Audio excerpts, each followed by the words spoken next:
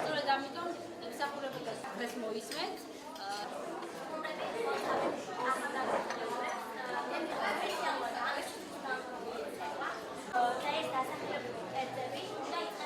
ამ ღონისძიების მიზანი არის ის, რომ გააღვიოს ახალგაზრდებში და აქ მოსულ საზოგადოებაში ტოლერანტული დამოკიდებულება ის სხვადასხვა ეთნიკური უმცირესობების კულტურის მიმართ და აგრეთვე აამაღლოს ცნობიერება ისევ მათი კულტურის შესახებ. მე დღეს წარმოვადგენ ბოშების ეთნიკურ ჯგუფს. დღეს გავაკეთეთ მისი ეროვნული საჭმელი.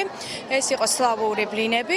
დღეს ჩვენ ასევე მომზადეთ პრეზენტაცია და მოვიწვევთ მეხუთე საჯარო სკოლაში მსწავლები ბოშები. საინტერესო იყო პირველი, იმიტომ რომ გავიგე ბევრი რაღაცა ბოშების შესახებ, რაც აქამდე არ ვიცოდი და წარუდგინე ეს მოსახლეობას. საინტერესო იყო იმიტომ კიდევ მეორე მხრივ, რომ ეს იყო პრეზენტაცია სხვადასხვა ეთნიკური ჯგუფის შესახებ და მოხდა დამეგობრება ქართულ ბავშვებსა და ბოშა ბავშვებს შორის.